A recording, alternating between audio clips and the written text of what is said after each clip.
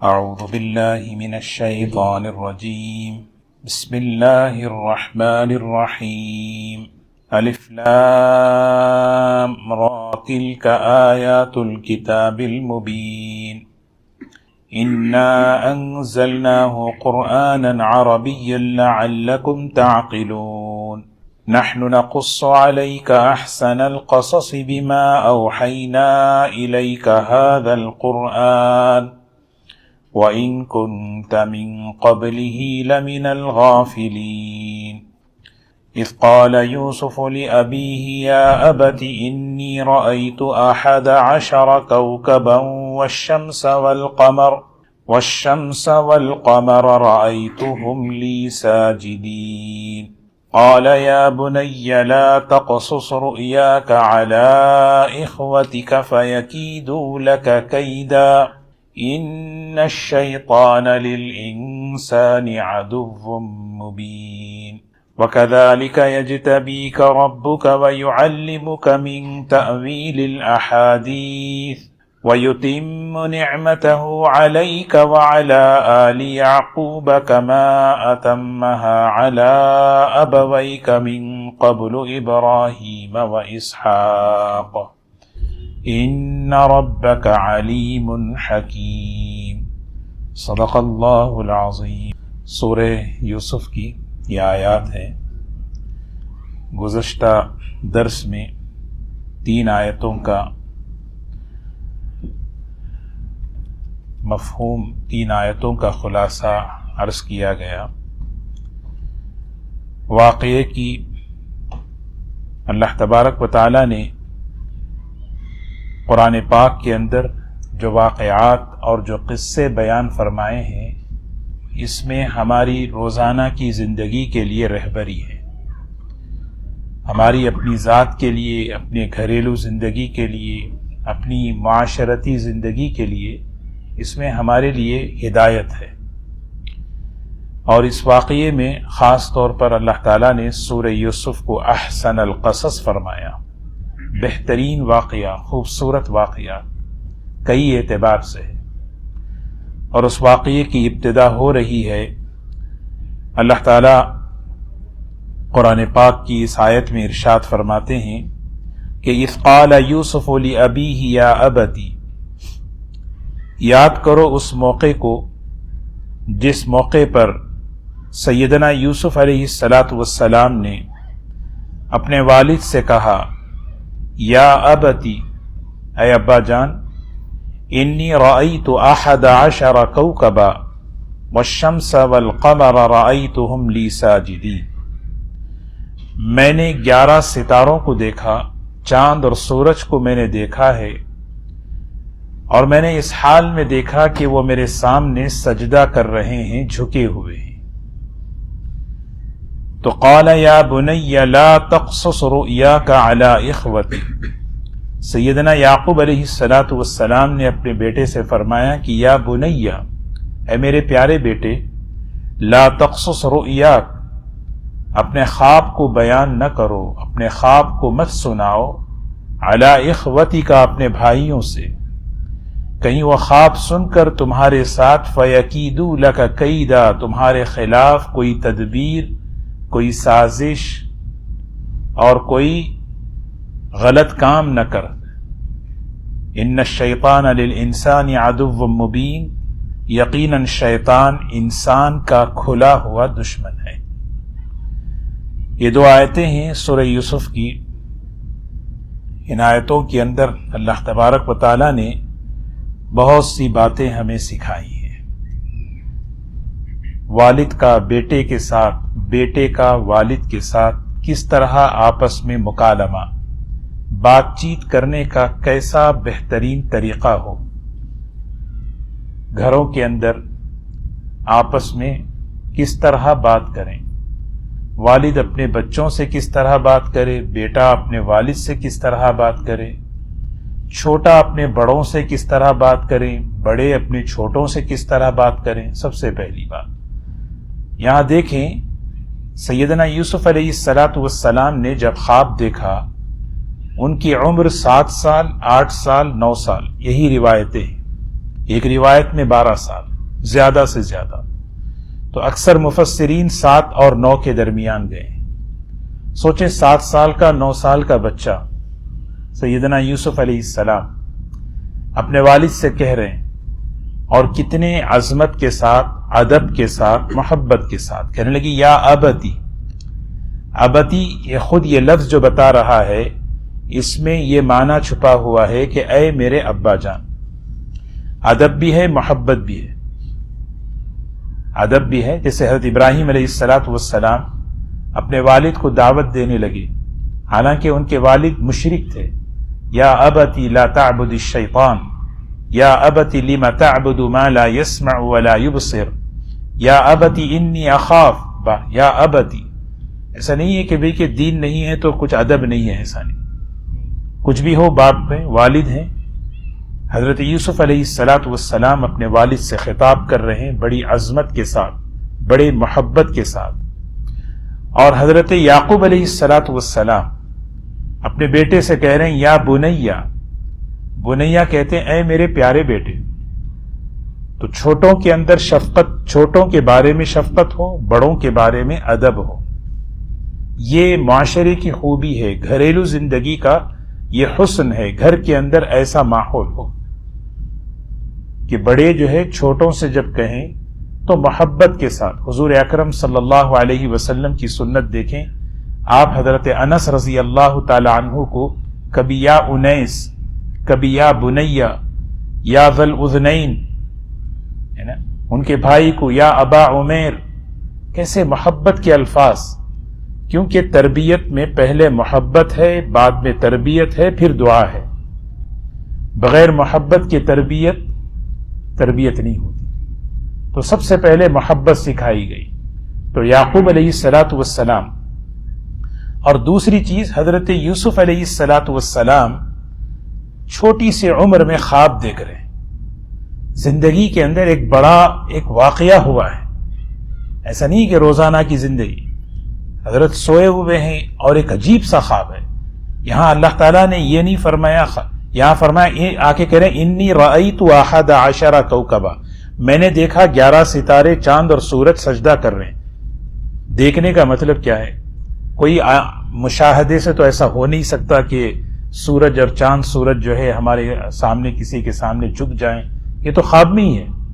تو یہاں مفسرین کا اتفاق ہے کہ یہاں پر انہوں نے خواب دیکھا، اور خواب دیکھ کر سب سے پہلے انہوں نے اپنے والد محترم کو بتایا، اپنے والد کو بتایا. سب سے پہلے یہ چیز، یہ تعلق ایک والد کا بیٹے کے درمیان، بیٹے کا والد کے درمیان. کوئی بھی مسئلہ زندگی میں آئے تو سب سے پہلے چھوٹے اپنے بڑوں سے بات کریں، چھوٹے اپنے بڑوں کے سامنے اس مسئلے کو رکھیں، ہے نا. یہ تعلق بنانا ہے، یہ تعلق ہونا ہے. لیکن آج مسئلہ یہ ہے کہ کوئی بھی مسئلہ پیش آتا ہے سب سے پہلے بچے کیا کرتے ہیں؟ اپنے دوست کو بتاتے ہیں. اعتماد جو ہے نا بدل گیا. یہ بہت بڑی یعنی کیا کہیں اخلاقی گراوٹ کی بات ہے. جو سعادت مند بیٹے ہوتے ہیں، جو نیک بخت اولاد ہوتی ہے، وہ کچھ بھی اللہ تعالیٰ ان کو دے دے، چاہے علم دے دے، عمل دے دے، ڈگری دے دے، عہدہ دے دے، کچھ بھی دے دے، ان کا یہ یقین ہوتا ہے کہ اللہ تعالیٰ نے ہمارے ماں باپ کو ہم سے زیادہ سمجھ بوجھ دی ہے، ہمارے والدین کو اللہ تعالیٰ نے ہم سے زیادہ فہم عطا کی ہے. کیونکہ سوجھ بوجھ اور سمجھداری یہ کتابوں سے نہیں ملتی، یہ تجربات سے ملتی ہے. زندگی گزارتے ہوئے، اونچ نیچ حالات سے گزرتے ہوئے، ایک والدین جو تجربہ حاصل کرتے ہیں، اس تجربے کی روشنی میں وہ اپنے بچوں کی رہبری کرتے ہیں. تو اسی لیے یہاں پر حضرت یعقوب علیہ السلام، حضرت یوسف علیہ السلام، اپنے والد کا اتنا بڑا احترام بھی ہے، ادب بھی ہے، اعتماد بھی ہے، اور سیدھے اپنے مسئلے کو کسی اور کے پاس نہیں لے گئے. گھر کی بات گھر کے اندر ہے نا. اسی لیے گھر کا ماحول ایسے آدمی بنائے کہ ہمارے بچے جو بات ہو ہم سے کہیں، اور بڑوں کی ذمہ داری ہے کہ جو بچے کہیں سن لیں پہلے، اور سن کر جو ہے اس کو بہت اطمینان سے اس کو حل کرنا ہے. کیونکہ بعض مرتبہ بات بڑی سخت ہوتی ہے، کڑوی ہوتی ہے، اور ہو سکتا ہے کہ کچھ اور بھی بد اخلاقی کی بھی بات ہوتی ہے، لیکن بڑوں کا جو ریاکشن ہوتا ہے، بڑوں کا جو برتاؤ ہوتا ہے، وہ والدین وہ جو ہے بچے دور ہو جاتے، آئندہ نہیں کہتے. سمجھنا اس واقعے میں یہ پورے حضرت یوسف علیہ السلام کے واقعے میں دو باتیں گھومتی رہیں گی، یاد رکھیں آپ. اور یہ دو باتیں یوں سمجھیے کہ یعنی چاند اور سورج کی طرح ہیں. صبر تقوی، صبر تقوی. انہ من یتقی ویصبر فإن اللہ لا یضیع اجر المحسنین. ہر جگہ آپ واقعے میں یہ دو چیزیں آپ کو دیکھیں گے. تو ماں باپ جب بچوں کی ان بدعنوانیوں کو صبر کریں گے، برداشت کریں گے، سن لیں گے، پھر وقت آنے پر بڑی حکمت کے ساتھ انہیں سمجھاتے رہیں گے، اللہ تبارک و تعالی وہ چیز ان کے اندر سے دور کر دیں گے. لیکن اگر فوراً روک دیں، ٹوک دیں، پھر یہی بات وہ باہر جا کے کہیں گے. اور جو بات باہر کہی جاتی ہے وہ بات تو فتنے سے خالی نہیں. تو حضرت یوسف علیہ السلام اپنے والد محترم سے کہہ رہے ہیں، ابا جان میں نے ایک خواب دیکھا ہے. ہاں میں نے ایک خواب دیکھا ہے. انی رأیت، میں نے خواب دیکھا. اور خواب جو ہے ہر ایک سے بیان بھی نہیں کرنا چاہیے. خواب کے آداب میں سے ہر ایک کو خواب بیان نہ کرے.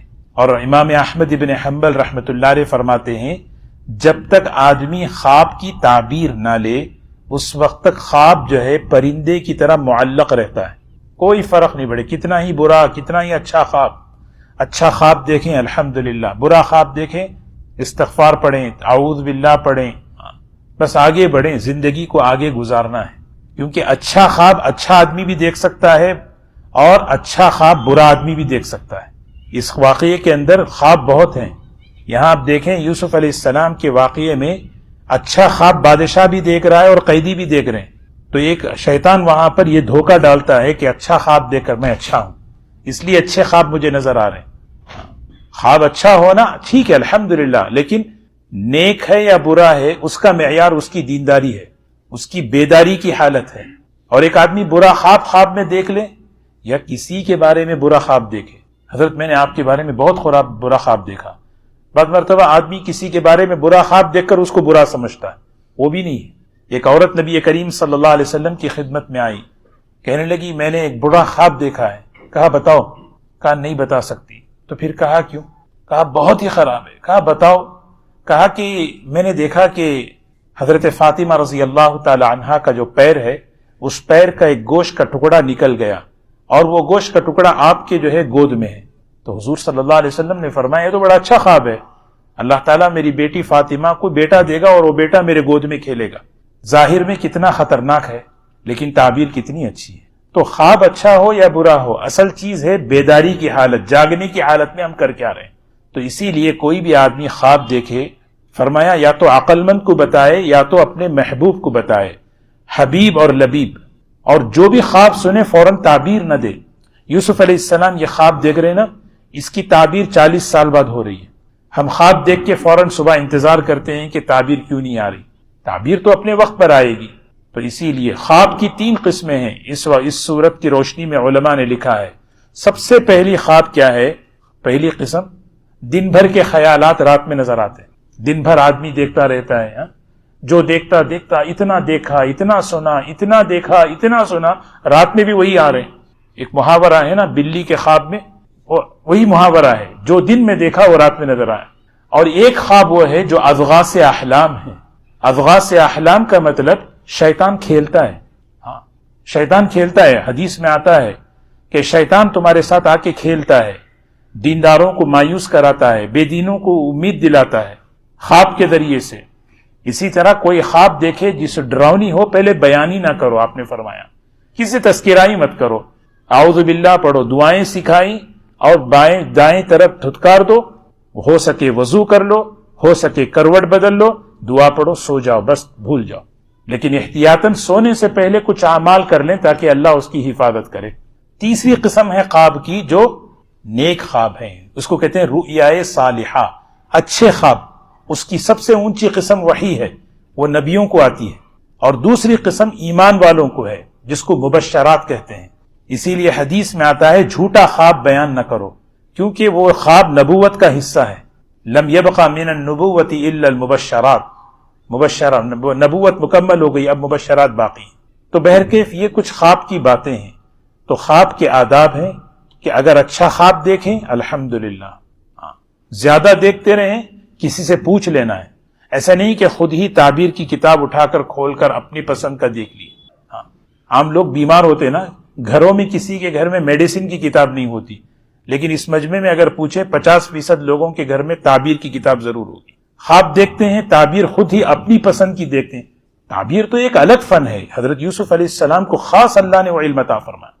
ہر ایک عالم کا کام نہیں، ہر ایک عام آدمی کا کام نہیں۔ ایک عالم مثال سے اس کا رابطہ ہوتا ہے، تعلق ہوتا ہے، وہاں کے کوڈ ورڈز وہ جانتا ہے، وہاں کی جو ہے باتوں کو وہ جانتا ہے۔ وہ خواب میں دیکھ رہا ہے، دودھ دیکھ رہا ہے، دودھ دیکھنے کا مطلب عالم مثال میں دودھ کسے کہتے ہیں؟ علم کو کہتے ہیں، اس کی تعبیر علم ہے۔ تو اسی لیے جو ہے خواب اچھا ہے الحمدللہ، برا ہے نعوذ باللہ، زندگی آگے بڑھانا ہے۔ تو سیدنا یوسف علیہ السلام نے خواب دیکھا اور دیکھ کر فوراً اپنے والد محترم سے کہا کہ یا ابتی، ابا جان، انی رأیت 11 کوکبا والشمس والقمر رأیتهم لی ساجدین، یہ 11 ستارے، چاند اور سورج میں انہیں دیکھ رہا ہوں کہ یہ جھکے ہوئے ہیں، میرے سامنے سجدہ کیے ہوئے ہیں۔ اور سورت کے آخر میں اللہ اس کا تذکرہ کر رہے ہیں، یعنی وَدَخَلَ أَبَوَيْهِ عَلَى الْعَرْشِ وَخَرُّوا لَهُ سُجَّدًا وَقَالَ يَا أَبَتِ هَذَا تَأْوِيلُ رُؤْيَايَ، یہ خواب کی تعبیر ہے۔ کتنے سال بعد؟ 40 سال بعد۔ تو حضرت یعقوب علیہ السلام خواب سنے اور سنتے ہی سمجھ گئے، اللہ نے مجھے 12 بیٹے دیے ہیں، ان 12 بچوں میں یہ بچہ بڑا اسپیشل ہے، یہ بچہ بڑا خاص ہے، اس کا فیوچر، اس کا مستقبل، اس کا جو ہے نا بہت ہی اسپیشل ہے۔ تو فوراً اپنے بیٹے کو بٹھایا اور بٹھا کر جو ہے نصیحت کر رہے ہیں۔ دیکھیں جب معاملہ کوئی بھی آئے، جب آدمی اپنے بڑوں کے سامنے بات رکھتا ہے، رہبری ہوتی ہے، اور وہ رہبری اسے کام میں لاتی ہے۔ اور اگر ایسے غلط آدمیوں کے جا کر مشورہ کریں گے تو غلط رہبری ملے گی۔ تو حضرت یعقوب علیہ السلام نے اپنے بیٹے کو بٹھا کر نصیحت کی۔ نصیحت دیکھیں سبحان اللہ، یہ قرآن پاک کی 2 آیتوں میں غور کریں، ایک والد اپنے چھوٹے سے بیٹے کے ساتھ بات کیسے کر رہے ہیں۔ ہم بھی اپنے بچے ہمارے گھر میں 7، 8، 9، 10 سال کے ہوتے ہیں، ان سے ہماری بات جو ہے نا ایک مطلب ہے کہ بالکل ایک بات جو ہے نا یعنی علمی بات ہو، ایک بات ہو تو ایسی بات ہو کہ بچوں کو وہ کام نفع دے سکے۔ ایسا نہیں کہ بس بچوں کو جو ہے ہنسا دیا، ٹرخا دیا، ایسا نہیں۔ اب حضرت یعقوب علیہ السلام اپنے چھوٹے سے اس بچے کو بٹھا کر کہہ رہے ہیں یا بنیا، اے میرے پیارے بیٹے، لا تقصص رؤیا، اپنا خواب بیان نہ کرو، اپنے خواب کو بیان نہ کرو، علی اخوتک، اپنے بھائیوں کے سامنے۔ اب کیوں؟ حضرت یعقوب علیہ السلام کی ذرا سیرت آپ سوچیں۔ یعقوب علیہ السلام ایک کیسے عظیم باپ، ایک کیسی یعنی ایک بھاری شخصیت۔ یعقوب علیہ السلام کی زندگی ذرا سوچیں، سورہ یوسف کی روشنی میں کیسے حالات ان پر آئے۔ چھوٹا بچہ ان سے جدا ہو گیا، آگے چل کے بنیامین بھی جدا ہو گئے، آگے چل کے حالات قحط آ گیا، روتے رہے، صبر کر رہے ہیں، جھیل رہے ہیں۔ جوان بچے آپ کو اتنا ہرٹ کیے، اتنی تکلیف دیے، کیسے حضرت یعقوب علیہ السلام پورے اپنے خاندان کو، اپنی فیملی کو کیسے جوڑ کر رکھے، اس کے لیے صبر ہے۔ ہیڈ آف دا فیملی کیسے ہوتا ہے، گھر کا بڑا کیسے ہونا چاہیے۔ گھر کا بڑا اگر اس کے اندر صبر ہو، برداشت ہو، ادارے کا بڑا اگر اس کے اندر صبر ہو، برداشت ہو، تو پھر وہ گھر، وہ ادارہ، وہ کمیونٹی جڑی ہوئی رہتی ہے۔ حضرت یعقوب علیہ السلام اپنے بیٹے کو بٹھا کر سمجھا رہے ہیں۔ کیوں سمجھا رہے ہیں؟ گھر کی حالت خود جانتے ہیں۔ 10 بچے ایک ماں سے ہیں، 2 بچے دوسری ماں سے ہیں۔ ایک باپ اپنے گھر کے حالات کو جانتا ہے، اونچ نیچ جانتا ہے، بچوں کے مزاج سے واقف ہے۔ ایسا نہیں ہے کہ حدیث میں ہے بچوں کے درمیان تقسیم برابر ہو، انصاف ہو، عدل ہو، ہے نا۔ یعقوب علیہ السلام اپنے تمام بچوں کے درمیان انصاف کا معاملہ کر رہے ہیں۔ کسی بچے کے درمیان کوئی تقسیم نہیں، کوئی تفریق نہیں، اس کے ساتھ زیادہ فیوریٹزم، اس کے ساتھ کم، ایسا نہیں۔ لیکن ایک دل کا رجحان جو ہوتا ہے، ایک دل کی محبت جو ہوتی ہے، وہ غیر اختیاری ہوتی ہے۔ آپ دیکھیں گھر میں کسی کے 5 بچے ہیں، ایک آدمی، لیکن وہ ظاہر نہیں کرنا چاہیے۔ اس سے کیا ہوگا؟ حسد بڑھے گا، آپس میں تعلقات خراب ہوں گے. اس لیے بات دل کے اندر ہو، برابری کا تعلق سب کے ساتھ ہو. لین دین میں، بات چیت میں، برتاؤ میں سب کے ساتھ برابری. حضرت یعقوب علیہ السلام اپنے گھر کی حالت جانتے تھے اور اپنے حضرت یوسف علیہ السلام کو بٹھا کر کہنے لگے، بیٹا اس خواب کو اپنے بھائیوں سے بیان نہ کرو، اس خواب کو اپنے بھائیوں کے سامنے. اسی لیے دیکھیں ایک بہت بڑی نعمت اللہ تمہیں دینا چاہ رہے ہیں، ایک بہت تمہارا مستقبل بہت روشن ہونے والا ہے. اللہ تعالیٰ تمہیں بڑی نعمتوں سے نوازنے والے ہیں. ہاں، اسی لیے حدیث میں آتا ہے اللہ تعالیٰ جب کسی کو کوئی نعمت دے، اپنی نعمتوں کو چھپا کر اللہ سے مدد حاصل کرو مقاصد میں کامیاب ہونے کے لیے. استعینوا علی کتمان الحوائج، مقاصد میں کامیاب ہونا چاہ رہے ہیں، کسی مقصد میں کامیاب ہونا چاہ رہے ہیں، اس مقصد کو راز میں رکھ کر کامیابی حاصل کرو، اللہ سے مدد مانگو. کیوں؟ اس لیے کہ ہر صاحب نعمت کے ساتھ حسد ہوگا، ہر صاحب نعمت کے ساتھ. لو پروفائل ہو، اس کا مطلب یہ نہیں کہ پرانے کپڑے پہنتے پھرے، نہیں. دوسری حدیث بھی ہے، اللہ جب کسی کو کوئی نعمت دے تو اس نعمت کا اظہار کرو، لیکن خواہ آدمی کتنا کما رہا ہے، کتنا اس کو بونس مل رہا ہے، کتنا اس کو پروموشن مل رہا ہے، کتنا اس کا اسٹاکس بڑھ رہا ہے، بیٹھے بیٹھے آدمی کہہ رہا ہے، اپنوں میں کہہ رہا ہے، غیروں میں کہہ رہا ہے، بات چیت ہو رہی ہے. ایک نعمت آدمی جو ہے سادگی اختیار کرے، جہاں نعمت ہوگی وہاں حسد ہوگا. تو حضرت یوسف علیہ السلام کو اللہ بہت بڑی نعمت دے رہے ہیں، اور اس نعمت کو کہیں ایسا نہ ہو کہ یہ حسد کا ذریعہ بن جائے. حضرت یعقوب علیہ السلام نے کہا، بیٹا اس چیز کو کسی کے سامنے جو ہے بتاؤ مت. کیوں؟ فَيَكِيدُ لَكَ كَيْدًا، کہیں ایسا نہ ہو کہ وہ بھائی تمہارے خلاف کوئی تدبیر، کوئی سازش کرے. ذرا دیکھیں یہ سورہ یوسف جو ہے ایک گھر کی زندگی بتا رہا ہے. سورہ یوسف ایک خاندان کی زندگی ڈسکس کر رہا ہے. سورہ یوسف ایک گھریلو زندگی کے معاملات میں، بھائیوں میں، بہنوں میں، بھائیوں کے درمیان، بہنوں کے درمیان، رشتہ داروں کے درمیان جو حالات گزر رہے ہیں، گزرتے ہیں، اس کو یہاں بیان کر رہے ہیں. کسی گھر کے اندر دیکھیں ایک بھائی کو اللہ نے کوئی نواز دیا، کوئی نعمت آ گئی. اس گھر میں 5 بھائی ہیں، کوئی نہ کوئی ایسا فرد ضرور ہوگا اس کی اس نعمت کو دیکھ کر حسد اس کے اندر ہوگا. ہو سکتا ہے کہ اس کے اندر نہ ہو، اس کی بیوی کے اندر ہو. کسی کی گھر میں مثال کے طور پر سب ملے، آج سنتے ہیں ہم کسی کی بیٹی کا رشتہ ہو گیا.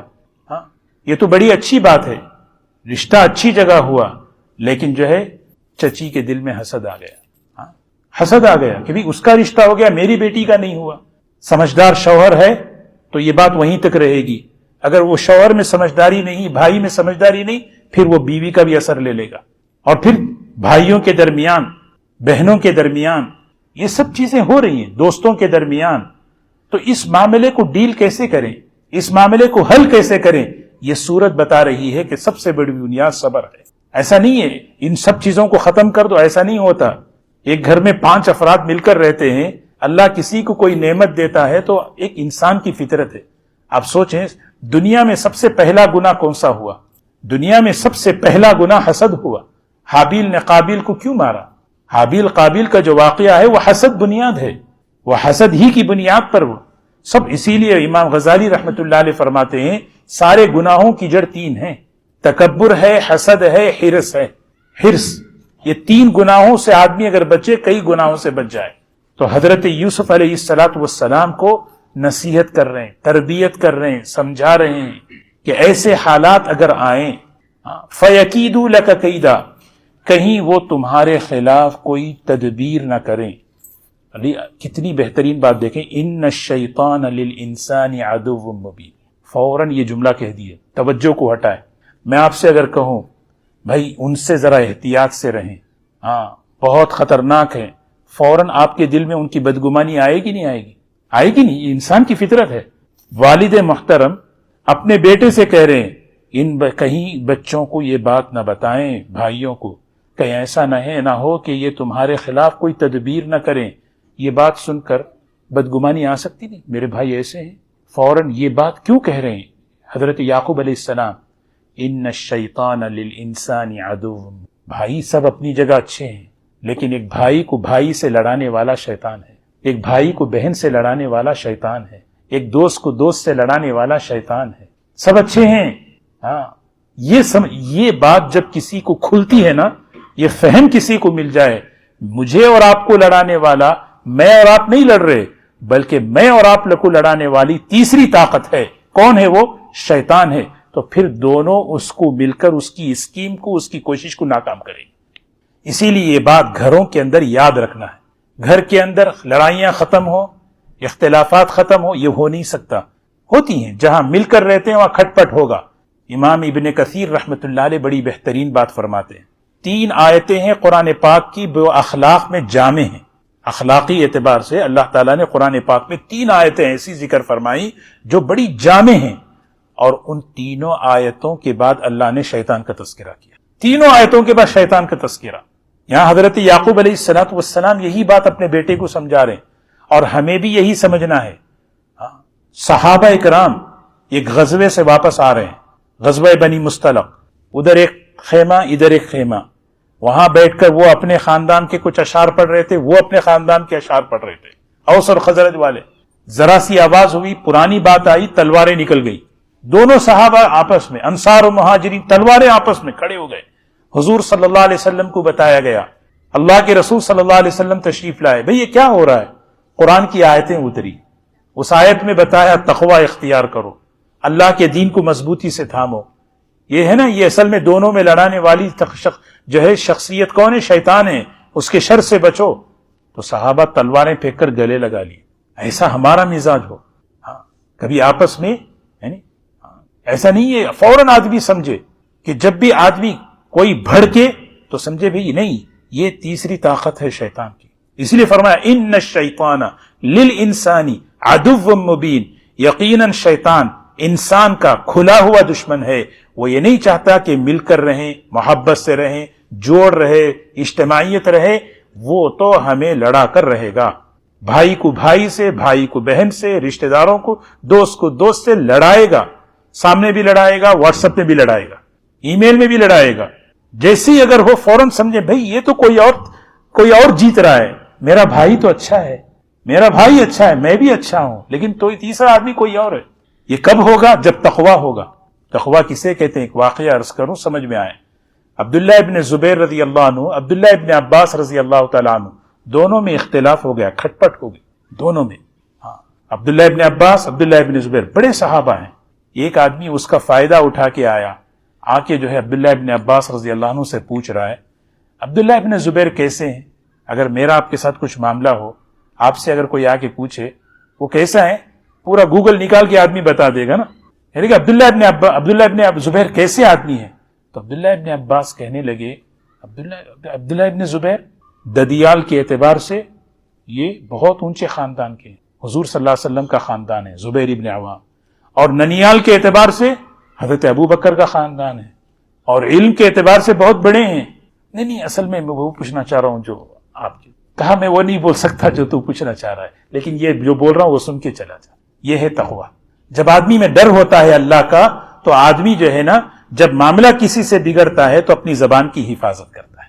ہاں، اسی لیے جو ہے نا، اختلاف بات سے ہو، اختلاف ذات سے نہ ہو۔ اختلاف بات سے ہو، میری بات سے اختلاف ہو، بہت اچھا۔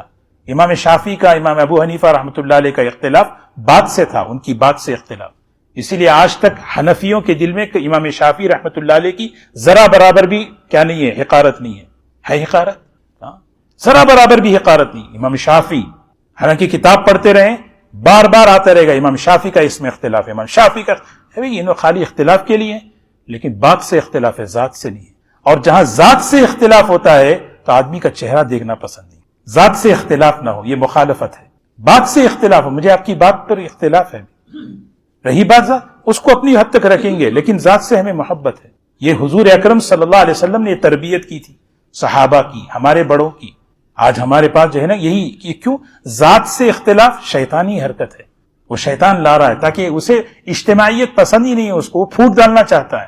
تو حضرت یعقوب علیہ السلام اپنے بیٹے سے کہہ رہے ہیں، بیٹا اپنا خواب بیان نہ کر، کہیں ایسا نہ ہو کہ تمہارے بھائی تیرے خلاف تدبیر کریں اور بھائیوں کے بارے میں دل میں بدگمانی نہ آ جائے۔ غیبت نہیں ہے نا، ہاں اسی لیے فرمایا نہیں تمہارے بھائی بھی اچھے، تو بھی اچھا۔ عام طور پہ یوسف علیہ السلام کے بھائیوں کا جب تذکرہ کرتے ہیں تو ایک عجیب سا ایک امیج ذہن میں آتا، نہیں یا ولی اولیاء اللہ بنے، یہ سب اولیاء اللہ بنے۔ یعقوب علیہ السلام نبی ہیں، نبی پر ایمان لانے والے صحابہ ہیں، یہ سب۔ لیکن انسان میں کمزوری ہوتی ہے تو کوئی غلطی ہوتی ہے، پھر اس غلطی کی اصلاح موت سے پہلے ہو جاتی ہے۔ مرنے سے پہلے یہ سارے بھائی اولیاء اللہ بن کر دنیا سے گئے۔ تو حضرت یعقوب علیہ السلام اور پھر اپنے بیٹے سے نصیحت کر رہے ہیں، وَكَذَلِكَ يَجْتَبِيكَ رَبُّكَ، بیٹا تمہیں اللہ تعالیٰ نے چن لیا ہے، اللہ نے تمہیں منتخب کیا۔ جیسے اللہ نے ہمیں، آدمی سوچے مجھے بھی مسلمان بنایا، انسان بنایا، امتی بنایا، اللہ نے مجھے چنا۔ وَكَذَلِكَ يَجْتَبِيكَ رَبُّكَ، آپ کے رب نے آپ کو چن لیا ہے۔ اجتبا کہتے ہیں مجتبا، سلیکٹ کر لینا، منتخب کر لینا، پسند کر لینا، اللہ تمہیں چن لیا۔ وَكَذَلِكَ يَجْتَبِيكَ رَبُّكَ وَيُعَلِّمُكَ مِن تَأْوِيلِ الْأَحَادِيثِ، اور اللہ تعالیٰ تمہیں سکھا رہا ہے، سکھائے گا، اللہ تعالیٰ تمہیں علم دے گا۔ کس چیز کا علم دے گا؟ تأویل الاحادیث، بات کی فہم کو، بات کی تہ تک پہنچنے کو۔ تأویل عربی میں کہتے ہیں کسی معاملے کی، کسی بات کی گہرائی تک پہنچنا، یہ بہت بڑی نعمت ہے۔ اور اس میں ایک چیز خواب ہے، پورا خواب نہیں، اس میں ایک چیز خواب ہے۔ اللہ تعالیٰ کسی کو، دیکھیں نا، اسی لیے جو بڑے جو ہوتے نا، اللہ تعالیٰ ان بڑوں میں یہ برکت رکھتے ہیں کہ وہ برکتیں کتابوں سے ان کو نہیں ملتی۔ جب ہم جا کے بات کرتے ہیں، وہ معاملے کی فہم، اس کی تہ، اس کی گہرائی تک پہنچتے ہیں، پھر وہ کہتے ہیں، اپنی رائے پیش کرتے ہیں، اور اس رائے میں کامیابی ہو جاتی ہے۔ لیکن جو بچہ یہ کہے نہیں، اپنی ڈگری، اپنے عہدے، اپنی صلاحیت کو سامنے رکھ کر ان کو کیا آتا ہے، یہ تو پرانے ہیں، پھر دھکے کھائے گا آدمی، ہر لائن میں دھکا کھائے گا۔ اس لیے اللہ تعالیٰ فرما رہے نہیں، وَيُعَلِّمُكَ مِن تَأْوِيلِ، یہ بہت بڑی بات ہے، تأویل حدیث، کسی بات۔ اسی لیے آپ دیکھیں گھروں میں معاملات آتے ہیں، بڑے جب تک ہوتے ہیں معاملات تھم جاتے ہیں، دب جاتے ہیں۔ کیوں؟ اس لیے کہ وہ بات کی گہرائی کو جان لیتے ہیں، اس کی یعنی سطحی بات نہیں کرتے، اوپر کی بات نہیں کرتے۔ ہاں پڑھے لکھے لوگ، ڈگریاں والے اوپر کی بات کر لیتے ہیں، ہاں، لیکن بڑے جو ہوتے ہیں بات کی تہ تک پہنچ کے اس کا ایک حل نکالتے ہیں۔ وَيُعَلِّمُكَ مِن تَأْوِيلِ الْأَحَادِيثِ وَيُتِمُّ نِعْمَتَهُ عَلَيْكَ وَعَلَىٰ آلِ يَعْقُوبَ، بیٹا، ابا جان کہہ رہے ہیں بیٹا، اللہ تعالیٰ تمہیں نعمت مکمل کرے گا، تم بڑی نعمت تمہیں دینے والا ہے۔ وہ نعمت کون سی نعمت اللہ تمہیں دے گا؟ جو آل یعقوب پر، آل یعقوب پر۔ کون ہے آل یعقوب؟ حضرت ابراہیم علیہ السلام، اسحاق علیہ السلام، یعقوب۔ اپنا تذکرہ نہیں کیا ہے، اپنا نام نہیں بیان کیے۔ ادب، تواضع، جہاں بڑوں کی بات آتی ہے وہاں حضرت یعقوب علیہ السلام نے اپنا نام نہیں لیا، کہنے لگے کہ ہاں ہمارے بزرگوں کو اللہ نے جو دیا ہے وہ نعمت تمہیں دینے والا ہے، کما اتمہا علی ابویک من قبل ابراہیم و اسحاق، جو نعمت ابراہیم اور اسحاق اور ہمارے بزرگوں کو اللہ نے جو دی ہے وہ نعمت تمہیں دینے والا ہے۔ ان ربک علیم حکیم، ان ربک علیم حکیم، یقیناً تمہارا رب بڑا علیم ہے، حکیم ہے۔ علم اس کے خزانے سے، حکمت اس کے خزانے سے۔ اگر اللہ کسی کو علم دے، اللہ کسی کو حکمت دے، حسد مت کرو، کیونکہ دینے والا کون ہے؟ اللہ ہے۔ ہاں، کسی کو اللہ نے کوئی علم دیا، کوئی حکمت دی، کوئی کسی چیز میں نعمت عطا فرمائی، حسد مت کرو۔ ہاں، حسد کرنا اللہ کی تقسیم پر اعتراض کرنا ہے، اس کو کیوں دیا، مجھے کیوں نہیں دیا۔ اللہ تعالی ہم سب کی حفاظت فرمائے۔ بڑی اہم باتیں ہیں یہاں پر۔ سب سے پہلی بات جیسے میں نے عرض کی کہ اپنے گھروں کے اندر ایک بات چیت کا ایک طریقہ، چھوٹے ہیں تو بڑوں کے ساتھ، بڑے ہیں تو چھوٹوں کے ساتھ، اور ہمارا تعلق ہمارے بڑوں کے ساتھ بڑا مضبوط ہو، گہرا ہو۔ اپنی زندگی کے مسائل میں ان سے رہبری لینا، ان سے جو ہے گائیڈنس لینا، ہاں، چاہے کتنے ہی بڑے کیوں نہ ہو، چاہے ہم کیا کچھ بھی ہو جائیں، اللہ تبارک و تعالی ان کے بڑے ہونے کی وجہ سے جو فہم، جو ان کی، اسی لیے کہتے ہیں نا الخیر مع اکابرکم، برکتیں تمہارے بڑوں میں ہیں۔ وہ برکتیں کیا ہیں؟